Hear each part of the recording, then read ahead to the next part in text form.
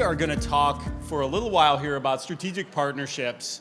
And we're going to spend some time defining what strategic partnerships are, what makes for a successful partnership, what are some mistakes we've made over time, and what we can do to really bring value to our partners and to find partners that bring value to us. And so I'm honored to be welcomed on the stage with Licenta Lewis Ellis and Carl Blackstone. And I'm going to give a brief intro of each of us, but we all have very Googleable names. So if you want to find out anything more, don't hesitate to Google us. So Licenta is the president and CEO of LLE Construction. She's been doing that for more than 9 years. Really exciting time for her. She's getting ready to pivot into commercial real estate. So I'm sure she'll have some great insight to share about that as we go through this conversation. And she has done a great job of growing her business through strategic partnerships. She was one of the first people I thought about when we brought up this topic because it's such an important part of what she does. And same goes for Carl. Carl Blackstone is the president and CEO of the Greater Columbia Chamber of Commerce. He's been doing that for over 6.5 years.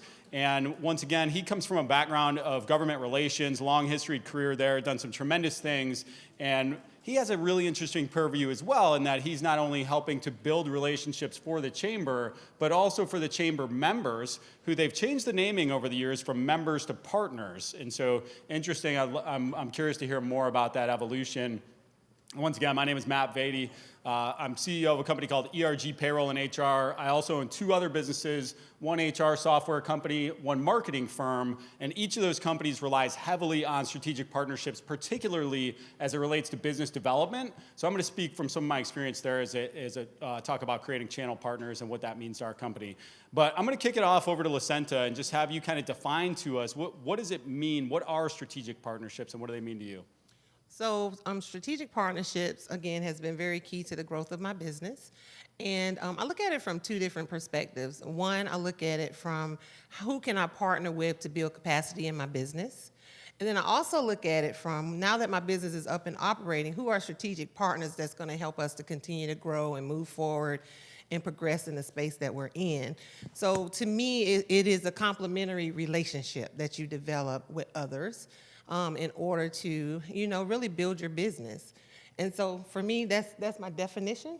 I'm gonna elaborate a little bit more, but I'll stop right there. Yeah, and you talked about capacity before we got started, and I'm really interested to hear more about that. But Carl, share to us a little bit about what partnerships mean to you and some examples that you've worked on over the years. Yeah, well, good morning, and thank you all very much for having me today. Columbia and South Carolina, the South as a whole, is pretty unique place, right? I mean, everything, I call it, we're 2 degrees of separation in South Carolina. Everybody seems to be related to somebody, or at least you were at some time, or you grew up across the street from somebody.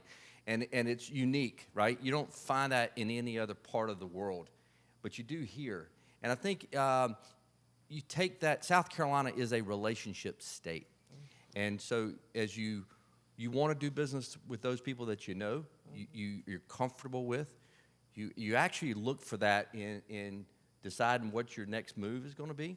And so I think relationships and partnerships are critical, especially in a state that has put so much emphasis on relationships. And so the partnerships that you find through friends or through mutual friends will help you get where you need to go. I don't see many projects going around right now in Columbia that's not got some critical component of a partnership or a strategic partnership that's in place there. So I think, but again, it's more important here in Columbia than other places, or excuse me, South Carolina than other places in other states. But we'll get into a little bit more, but there's some great success stories around our partnerships. But I think if you want to take your business to the next level, you got to have it.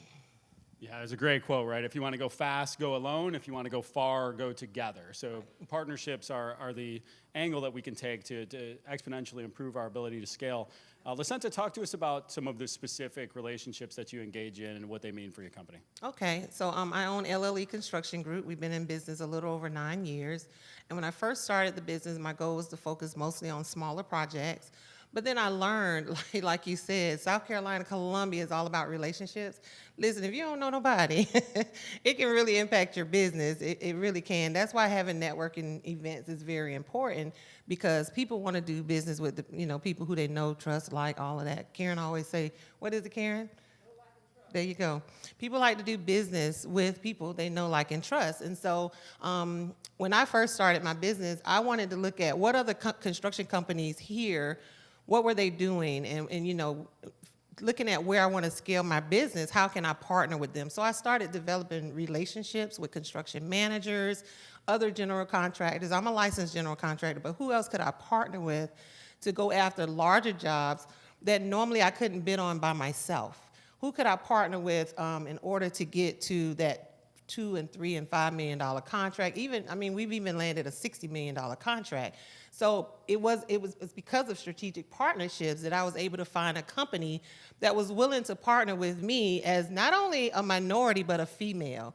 So that tends to be a little challenging as well in construction. When you know, engage in a partnership, each of you brings something to the table, and be mindful of that. You're partnering with me, even though you have the capacity, I have the knowledge, so I'm bringing something to the table. And that's what strategic partnerships is all about, that both sides, you know, look, we have clarity about what the goals are for both entities, and set a goal and a path of how we're gonna get there. And of course, we wanna look at making sure it's profitable. So those are some of the things that I looked at when developing those strategic partnerships and really looking at where I want to take my company. I'm going to add, now that I pivoted a little bit more into commercial real estate development, I have two really great partners that I'm co-developing with, but they're in LA and DC. But guess what? I brought them here because it's really challenging to find existing developers or existing people in commercial real estate that's willing to partner. I hate to say that, but it's the truth. And so I had to look at where can I find someone not only who can partner and bring what I need to the table, but also bring that financing, which is very critical too when you're doing commercial development. So strategic partnerships for me has been very key to the growth of my business. I'm always looking for opportunities to partner. But when someone comes to me and say, let me pick your brain and let's partner, and you give me all your goods, so since I ain't got nothing to bring to the table, guess what? That won't work for me, and that shouldn't work for you either. Because whenever you go into that, partnerships is like a marriage. It's like, okay, do I really want to court this person, you know? And do I really, I want to say this, get into bed with them, but do I really want to take that relationship to that next level? And so you have to think about that when you're thinking about business, because you can get burned. Just like in a relationship, a divorce happened, right? Well, it happens a lot in partnerships. I'm sure some of you have been in partnerships that did not work out. So it's very key to developing those relationships. Interestingly, I'm picking up on something else from her and thematic throughout the day, and that's the resourcefulness. Laura hit on it earlier, right? Like not being willing to take no. Oh, these things don't exist in Columbia? Great, I'll go other places and find them. Oh, these people said no to me? Great, somebody else will say yes to me. Yeah. And making sure that you're staying persistent in what you're trying to accomplish. Carl, talk to us a little bit about your thoughts on some of the specific partnerships you've engaged in and the value they have. Well, I think coming into any partnership, you got to be self-aware. What do you bring to the table? I think Lucinda's exactly right there. You got to know what you're good at, what you're not good at. And I specifically look for those. I mean, yes, I want to work with people I enjoy being around. Everybody wants to do that. But you also need to work with folks that complement you, that maybe not have the same skill sets that you have. Yep. And that's the beauty of partnerships, is you can really maximize the return by working with folks that have different interests, that have a different take on things. And I learned that a lot of what I've learned came from the State House. That's actually kind of ironic, isn't it, that I learned something there? But I like to say I'm a recovering lobbyist. But we had we call it the lobbyist prayer, but it is a comment that says, beware of the feet you step on today, may be attached to the ash you got to kiss tomorrow. And there's yes, but there's a little bit of kernel truth there, in the sense that we are in a small town, we're in a small state, and in relationships, we've established that relationships matter. But going around, and you may not work with somebody on one project, but another one comes around the table, and you get to work with them. And it's so be careful. The bridges you burn is a thing that's important, but also be open to looking out for some odd pairings, and look and see what people bring to the table and how they can maximize whatever goal you're trying to reach. And it usually presents itself not directly. You got to peel that onion a little bit back and figure out and have conversations. That's why these type of events are great, the networking events. One of the things we try to do, I'll answer one of your questions that you had, why we changed the name to partner versus members. When I got to the chamber, they were called, we had members. And I was like, we're not a country club. You're not just paying to do something. It's got to work for both parties. And you gotta be strategic in when you go to a chamber function or this type of event or any networking, you got to go in with a plan. Yeah. You got to go in with, all right, I'm going to meet new people tonight. I'm going to give my business card to 5 people. I'm going to actually leave here tomorrow with 2 coffees next week for folks that I've never met before. But you got to be strategic about that, and you have to approach it. Anything that you're doing is a business transaction, either a networking event or something like this. Always go in with a plan, and so, but you need to go in with recognizing that it works for you, and it's got to work for that person you want to do business with. Yep, that's right. Yeah, it's fantastic. And you're going to hear me talk a lot about the value that you bring to the relationship, because we're going to transition here into some of the mistakes we've made in developing strategic partnerships in just a moment. But for our business, when I look at the types of partnerships that we create, we have referral relationships with folks that might be CPAs, HR consulting firms that want to work with somebody that can handle more of the software and outsourcing piece. We have resellers that actually resell our products around the country. I was kind of doing some digging past week, and it was interesting. People have been asking, how's 2020 been going? It's like, it's an interesting year. More than 70% of our net new business in 2020 has come from out of state, which is anomalous for us and kind of a flip compared to the normal year. But that's because of the strategic partners that we've developed around the country that want to either resell, refer, get involved in our ecosystem in some way, shape, or form. We make that very easy for them. So that's one of the things that we've learned over time when you start to look at the successes is make partnering with you easy if it's going to be formalized. If it's something of more of a relationship-based, hey, let's shake hands, and when I know somebody, you know somebody, great. Those are great little referral relationships, but we're getting more, not to double down on Lucenta's comment, but we're getting more in bed with our partners, right? And we're saying, hey, the success of your business is going to be relying on us and vice versa, and I think that's important. We talk a lot about the equation, 1 + 1 = 3. And so we want to look for partners where, each of those ones is going to be able to come up with the 3 after the fact, and that we're going to get exponential value from the partnership with each other. And sometimes that's integrations. We've integrated our software with some strategic partners where we each gain immense value and can come to a sale together with our different platforms and go to market with that. And so that's been incredibly valuable for us. But we'll start with the mistakes so that we can end with the happy ending with some of the successes that we've had in strategic partnerships. But tell me about some of the mistakes you made over the years when trying to develop relationships and partnerships. Okay. You want to start? Sure. I think a couple of times I've got into partnerships with folks that were friends, and I really didn't vet it. I treated the relationship like it was a friendship without the business mindset. And I didn't do my due diligence on the front end. And we've all done this before, whether it's a contractor or somebody you list your house with or whatever. But you let you're clouded because of your personal friendship. And one of the things from a business standpoint, it's important that, I've had several friends have told me, never get into a relationship until you realize how you get out of it, right? You got to know your pathway out before you can get in. And I think that was sage advice because it's clarity. But you go in with a clear mind that you've done your due diligence with somebody, you understand how they run their business, and their ethics and their way they run it is similar to how you run it. So it doesn't always have to jive, but you at least have to get some fundamentals very paired up on the front end and understand how if there's conflicts are going to happen. There's no relationship that doesn't have conflict. It's how you deal with it and how you can communicate, and some people do it differently. So you got to set the ground rules on the front end, how you do it.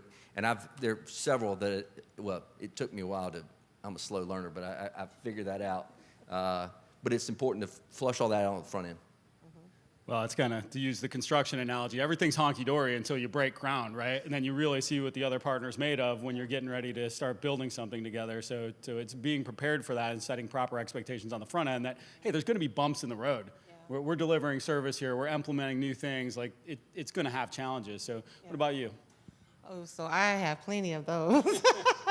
But I'll share. When I first started my business, my first partnership. So as you know, the city, the county, the state, the federal government has programs specifically for women and minorities.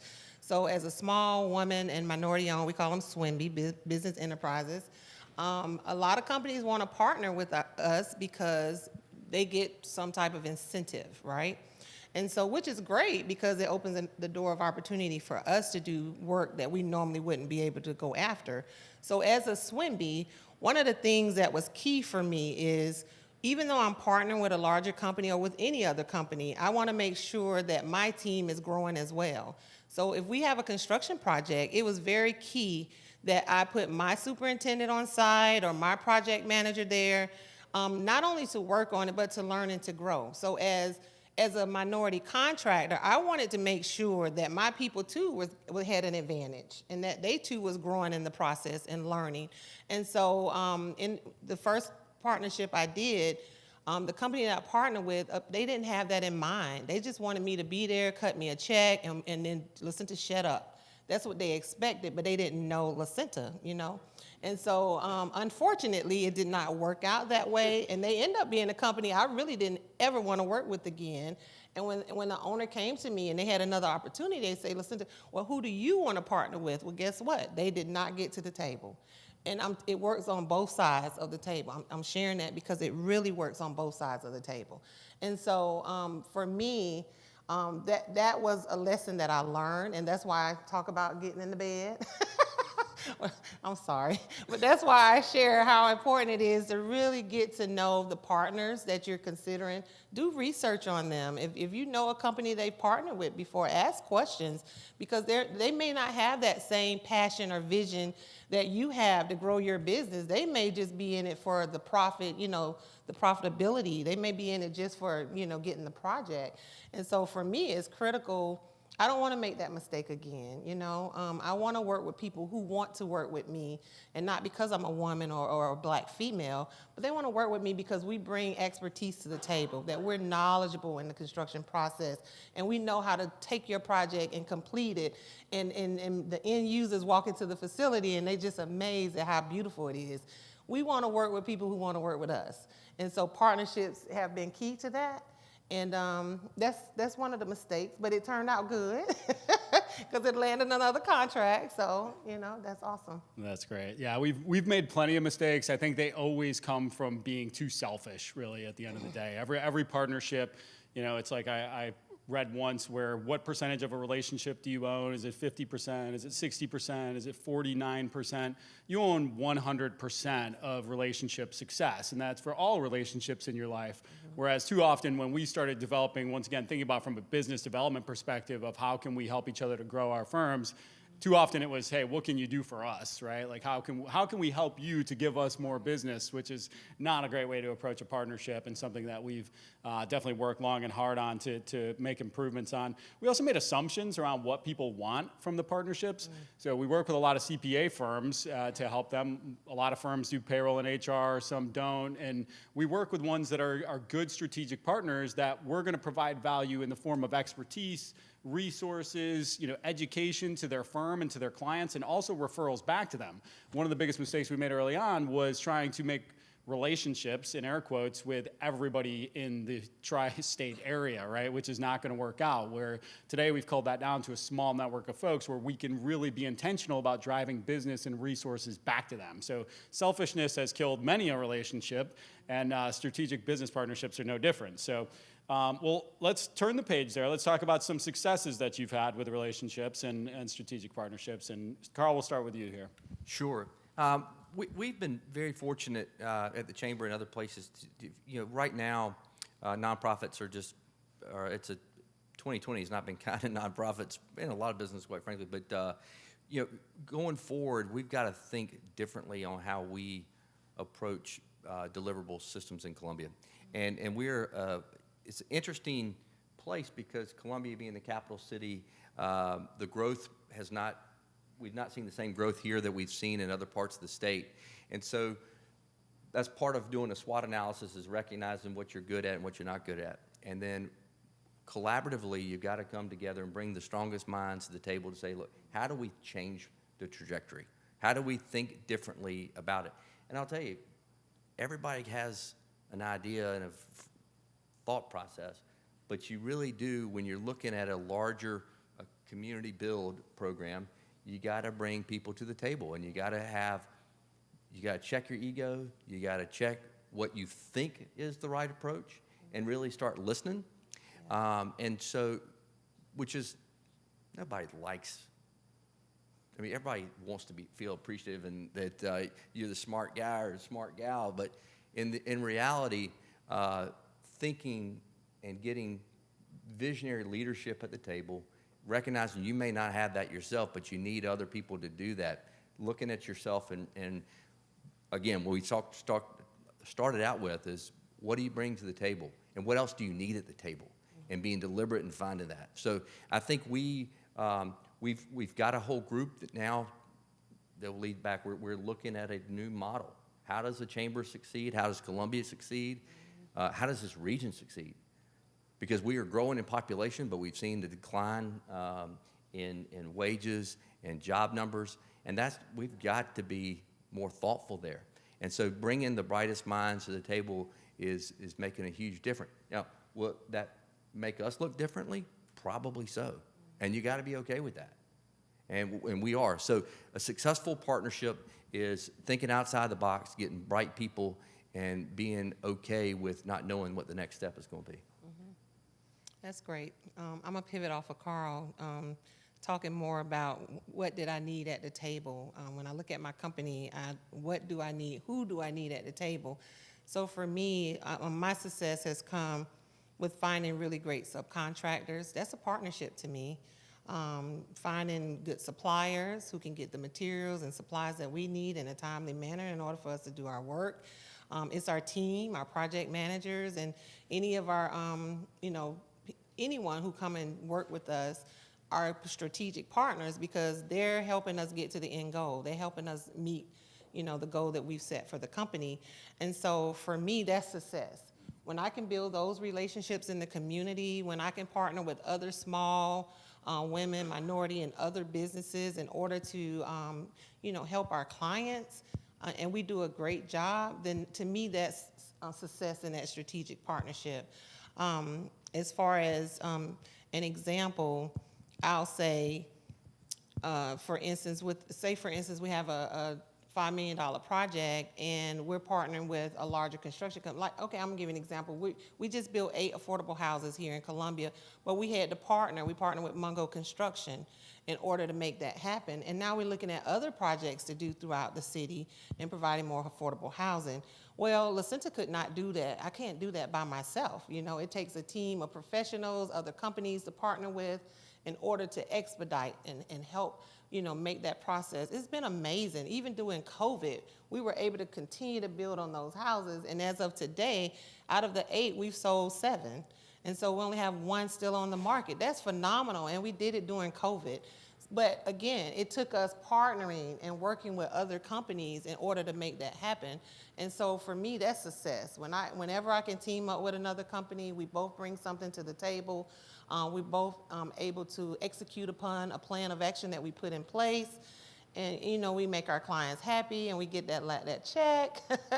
At the end of the day, it's all about profits too, right? It's all about, we can't be here on the stage continuing to operate if we didn't make some profits. So that's always a plus too.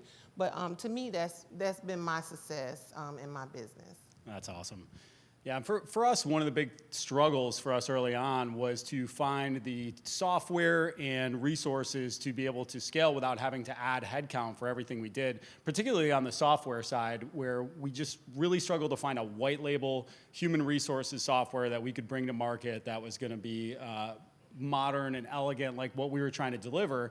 And so we actually over time built that out ourselves, and we kind of, I tell this story because I want to emphasize the creativity component of strategic partnerships, where we struggled to find that piece of software, so we saw the business opportunity there. When we were looking for the partner that we thought we needed, we saw a market opportunity instead to build the platform and then allow others to resell our platform. And so what that's done for us, once again, going back to that 1 + 1 = 3, we just brought on a new customer that's going to be able to sell our platform to 500 of their customers. And so now we've created leverage for both of us. Instead of going out and just selling one at a time to get to that 500 would take us forever, whereas we can give somebody access to our white label software and services and allow them to sell it for us, and we can sell it once and they can sell it. I also saw the other day somebody did 1 + 1 = 11, and it's got my brain is broken now. I've said 1 + 1 = 3 for so many years. What about some other lessons you guys have learned? And let's particularly focus, we got a few minutes left. I want to open up for a couple minutes questions at the end, but how do you emphasize providing value to your partners, and what are some of the lessons you've learned during your process of creating relationships? So I'll say,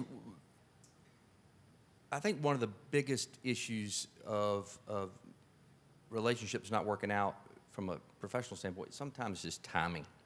And timing has got to be right for both parties. And so if it's not the right time, you got to be able to, be truthful and recognize it's not no, but maybe just not now. And there's always an opportunity down the line, you hope, to come back and circle back with the folks. Because you'll learn more, they'll learn more, and it could be a better product at the end of the day. But to your question about ROI is incredibly important, and the chamber world is an intangible, right? We try to sell something that it's relationships, it's a bunch of different things, but if you ask 10 people what a chamber does, you're going to get 10 different answers. And so that's a problem, quite frankly. But everybody wants to leave feeling like they came out ahead, right? That their money is getting something out of it. And so part of that is building expectations on the front end, or managing those expectations on the front end, making sure that everybody is clear what's going to happen. And here's the relationship. What do you want to get out of it? Yeah. Here's how we can quantify that. And you also have to manage the relationship throughout the relationship, not just on the front end as well. But so I think ROI, though, varies. It's really an eye of the beholder, but you got to know that on the front end of what your partner expects. So that's a lot of communication. That's a lot of coffee or something else to make sure that y'all are singing on the same sheet of music. Yep, that's good. I came up with 5 different things, and you hit on 3, so that's awesome. One was determine the need and have clarity on both sides. What is it that you hope to get through the partnership? And that'll help ensure you're bringing that value, because now you both know what the expectations are. And then 2, I put choose your partners wisely, which is so very important. 3, set the terms of the deal. How will it be structured? Who's going to make decisions? Who's the payment when it comes? What's the payment terms of this partnership? You need to know those things, because it's key. You working on a project and they getting checks, and you're like, when I'm getting my check, So that need to be very clear from day one. And then manage the partnership over a life cycle, because just because we're doing this deal, there's more deals down the road. So you're building hopefully a lasting relationship where the work together will continue. And then last, I'm going to talk about the money all the time, but split the dividends. Make sure there's benefits for both partners on both sides of the table. That's awesome. Yeah, I hope you all wrote that down. From my perspective, lessons learned always come back to you hear the old acronym for sales, ABC, always be closing. It's super lame in my humble opinion. I've got a different one. It's ABV, always be valuable.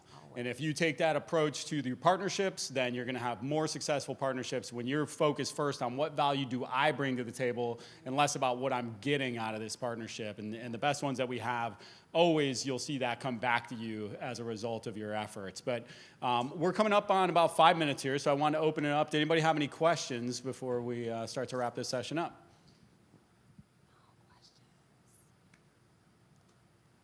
Ma'am? Do we have any mics floating around?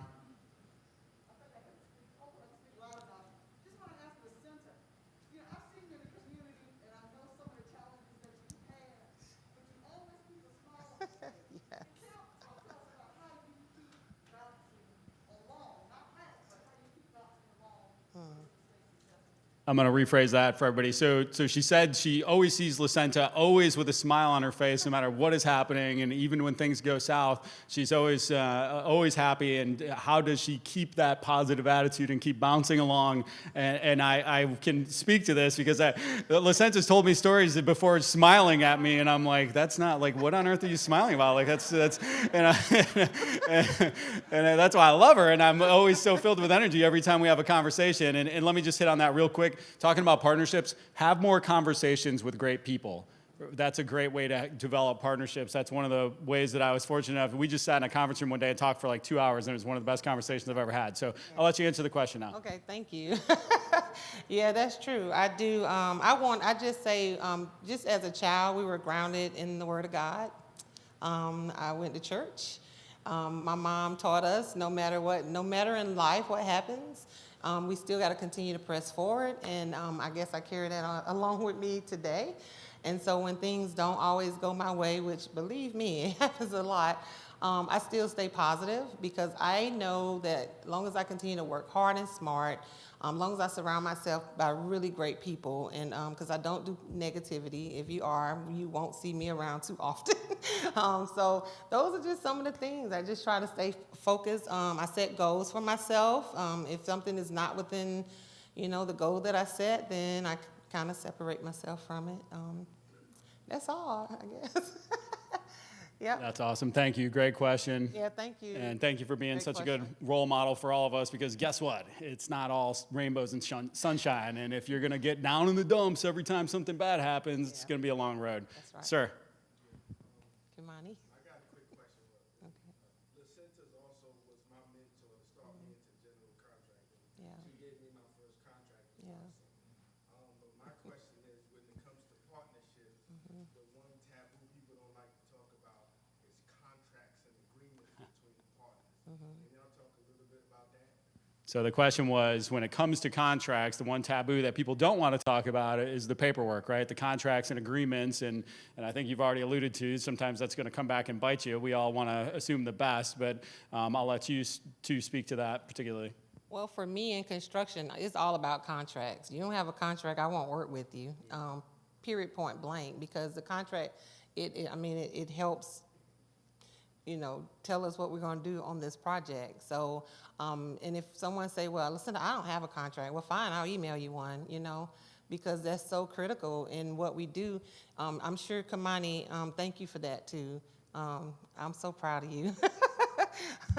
Oh yeah, and for those of you that couldn't hear, he gave her a shout out because she mentored him and helped him get his foot in the door in general contracting. So Yeah. thank you for that. Yeah, thank you.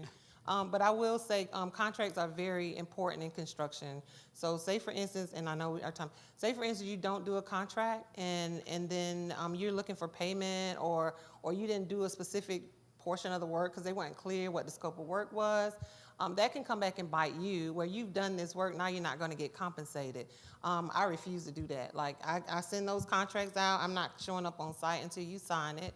I'm very specific about what it includes, what is the scope of work, very detailed about that, and what's the payment terms, and what happens if someone default. All of that is so very important, and we gotta have that. And if someone don't want to sign it or do that, then they're not your ideal client. You don't want to do business with them, and everyone out there is not your client, So that Amen to I'll stop that. right there. Okay. Good grief. Did you have your hand up? I'm gonna poke Carl a little bit, with a little bit of bias. So you mentioned that, talking about kind of revisioning Columbia and some of our success measures. I'm actually a question for both of you. What do you see as how our community grows in the future, and kind of how will we be defining ourselves? That's a great question. Thank you. If you look at, I'll repeat. yeah, what does success look like? And if we look at envisioning Columbia differently, what does that look like? How do I define it? Is it basically, I look at, there are a lot of great communities, and I think Columbia is phenomenal, right? I love what we have here, and I don't really want to replicate anyone else. But you look at success in other places and realize, okay, maybe we should, I call it the Congaree two-step. We have so many darn things, so many duplicative groups and entities that compete, one, for revenue against everybody else. And And then it's, all right, who's going to get the credit for it? And I mean, we've got just a lot of personalities and a lot of groups in town that are, their heart's in the right place, but they really, it's too much, and so we don't do a great job of partnering. We really don't. And so this next phase or whatever, if we want to capitalize on the growing southeastern market, we've got to put everything aside and start from scratch and say, don't build an entity around personalities. Build about what we need. What do we need? And start thinking long term. It's not just a 3-year plan. It's a 20 to 40-year plan. And what we do today is going to take years to really come to fruition. So we've got to have a long game in mind. We've got to have a clear vision and a goal of what we want. And that needs to be flushed out. But everybody's got to check ego and realize that for the betterment of this community, we've got more assets than any other known community that I know of. And we've got a beautiful town. I'm proud of the fact that we're centrally located in this easy hike to the mountains or to the coast, but we've got a great place. We just got to own it, one, and two, recognize that what we've been doing for the last 20 years probably has not gotten us where we should be by now. With that said, I'm a transplant here. I started a business here. I don't plan on going anywhere for the foreseeable future because of everything that Carl just mentioned. It's a wonderful place to do business. We are seeing great strides as far as people coming together, which gives me, I want to give a special shout out to the City of Columbia, Office of Economic Development, have been a great partner of GrowCo, an initiative that's about bringing the entrepreneurs to the center so that we can all support each other and help this community grow and create the types of resources that make those special places, because that is a common theme we see. I also want to give a shout out to Department of Commerce, Office of Innovation. They're around here somewhere. There you are. Hello, hello, hello. Once again, great supporters of GrowCo and everything we've got going on, and so many other folks that you see in their logos all over the place. But we say it every year, and I would be remiss if I didn't say it this year, and that's that a rising tide lifts all boats. And so we have to be in this together. We have to look at success not as a zero-sum game, but how can we support each other to continue to drive the community forward. Yeah. I'm incredibly grateful for Carl and Lacenta sharing their knowledge with us today. Thank you so much, and thank you all for your time. Let's give them a round of applause. Thank you, guys.